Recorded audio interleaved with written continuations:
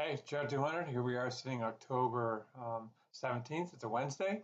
I had to go to the doc, take care of some issues, so I'm a little bit late.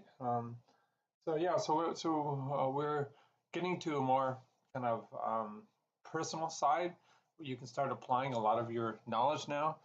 We're talking about caregiving, and caregiving is both personal in terms of your time, in terms of your filial responsibility, your connection to your parents, your grandparents, and also economic.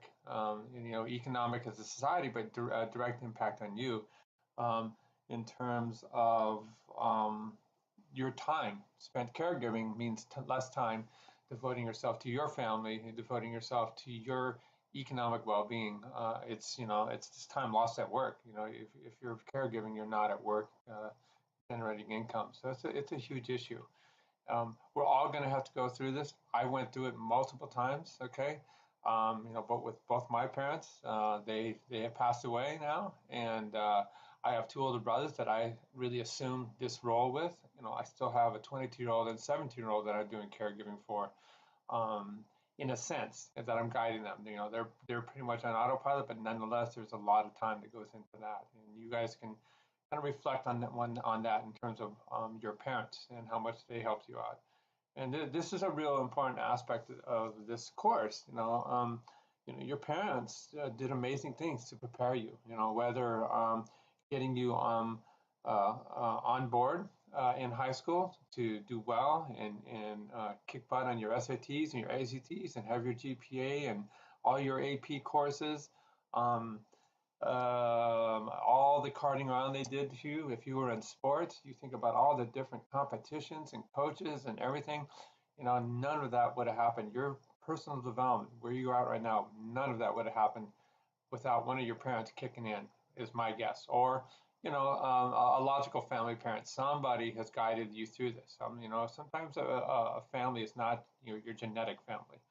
Um, and unfortunately, while the time marches on, and that person that cared for you in your development um, suddenly may have trouble caring for themselves, and then you have this moral, ethical dilemma of being selfish with your own life, um, whether it's your pursuit of your career, pursuit of your economic well-being, having fun, going to Europe, playing with your friends, sports, da da da, or your parents, or your grandparents, or that friend that helped you throughout your life.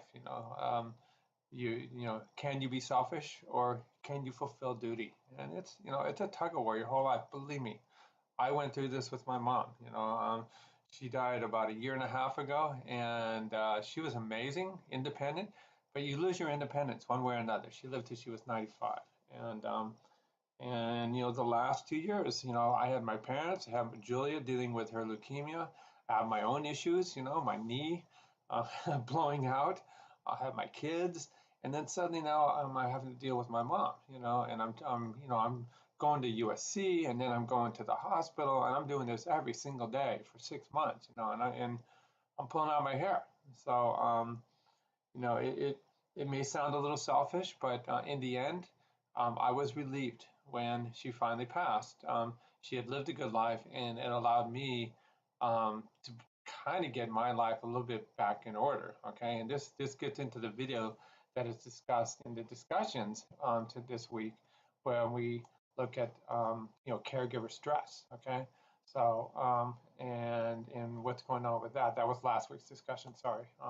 And now this week we're getting into some of the cultural differences of caregiving. All right, so and yeah, I think we look at our society here in Southern California in developing caregiving, and when we looked at last week's, we saw not only the individual, but the poor husband caring for his wife of 50 years, but also the institutional, and so there's opportunity there to create institutions for caregiving that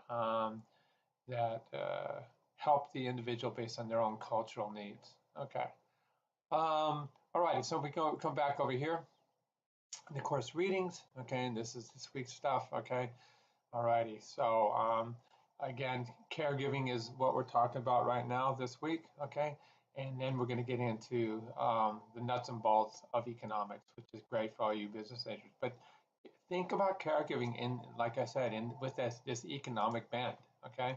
So when we come over here, this article right here provides reading that this chart illustrates perfectly, okay. And here's the reality: is the number of caregiver persons, okay, needing care. Number of caregivers versus the number of people needing care, okay. And so right now, okay, there's a number of people to help me, because I'm going to write in here, okay. As I age, okay, this is going to go down. And when we look out here to your guys, when you start getting older, okay, it doesn't fare well, okay.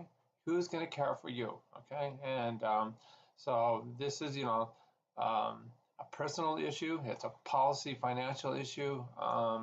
We do a really poor job in society. So anyways, so you bring all that together, okay, and then you come up here and you look at, of course, what to do next week, okay? And it is the concept of caregiving. So we scroll down here and, please just follow the directions. So we've brought together a lot of the diseases, okay? And it is, these kind of problems that are all listed through here, these are all, as a doctor dealing with the disease, and that's what you guys are going to be doing here, but also as a caregiver, that's the continuum of care, okay? Alrighty, so I'm going to exit my preview right here. Okay, and it'll take a little while. We're going to rely on Blackboard to do its thing. Okay, and so I just wanted to do that to go into my mode so we can look at the discussions. I really just wanted to kind of reflect on, we come down here, and you look at all the things you've done. It's just amazing, really, so, but if we come over here, so this is, these videos were tear-jerking, you feel for this guy, and how society has let him down in terms of his health insurance, his extended care insurance, and now it's just on his shoulders, okay? And we see how dependent these people are when you look at this facility and you watch this guy. And by the way, for those of you guys that are music majors, music therapy like this is booming at all health facilities, whether it be something like this, like an assisted living facility, or at all hospitals. So music therapy really helps people. It's been shown to be beneficial. It's shown to speed recovery. So it's an amazing area. All right, guys, so we'll make it short today. Please hone in on the details. Do not be late, okay? We follow the rubric, okay? So you follow the rubric, and then boom, you get all the points you deserve on this. Hopefully you're finding this rewarding, and we are going full bore ahead into economic and business aspects of this course in the last third of the class. All right, take care.